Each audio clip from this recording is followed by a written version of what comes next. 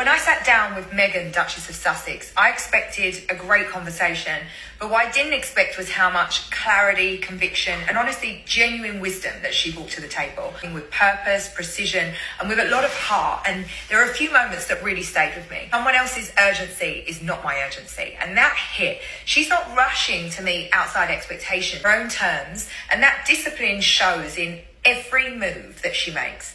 Emma, I'll feel bad for you because you have been markled, honey. That's what's happened here. The very fact that you are saying this short version of some sort of summary of what Meghan has said, the fact that you had to come out here and make another video to explain what Meghan said and what stuck with you, it just kind of makes us feel that something went wrong behind the scenes. And in my opinion, Meghan has a history of doing this. Do you guys remember Dr. Sophie Chandoka, who came out and called out Prince Harry's bullying her, etc., for the foundation, for Santa Bale? In that video, which I've made, go check it out, she said very clearly that Harry asked her to put out an apology video, you know? A lot of talk about the Duchess and the choreography on stage and whether she should have been there and her treatment of me. Prince Harry asked me to issue some sort of a statement in support of the Duchess, and I said I wouldn't.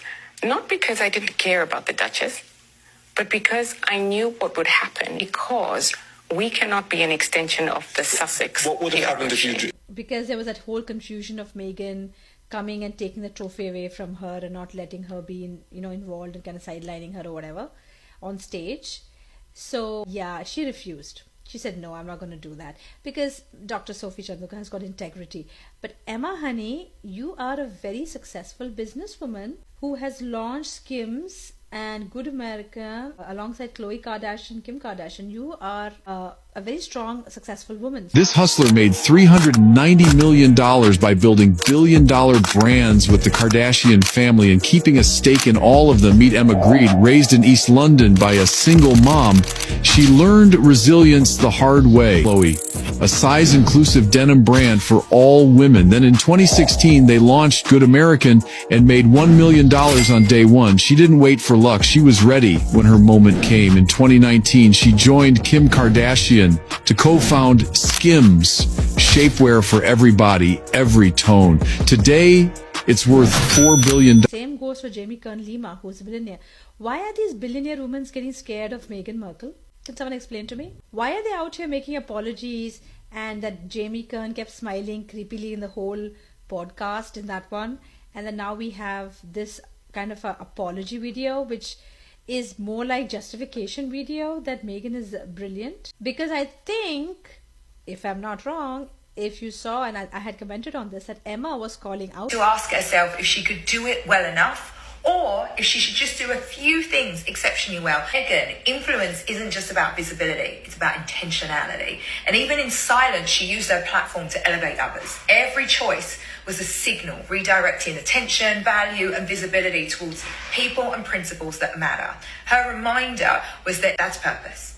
And then finally, she says success starts small. As ever started with homemade jam, not splashy rollout, just a personal gesture. And it grew because it was real.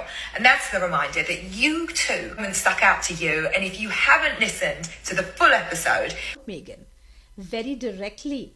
There were instances when Emma was laughing at Meghan's joke. She said, yeah, your kids will be the farmer's market selling veggies, and laughing about it. There were a lot of instances where Emma I almost felt mocking Meghan directly, in my opinion. Directly. Yeah. So I don't think Meghan liked it, honey. It's a big ego issue with Meghan. She wants the interviewers to coddle her. And Meghan has not had a single interview where anybody was tough with her. Emma was the closest to us, asking tough questions and being tough with Meghan. So Meghan didn't like it. Meghan didn't like it. She didn't like to be pushed around. Emma was pushing for some hard answers, so I have to give that to Emma. So then we have to go make this video with someone else's urgency. You're in a business, Meghan. If you're launching something, you should be able to restock. I mean, that's not rocket science. We live in a world where businesses are dying to restock, which tells me there is no demand. You're faking it, honey.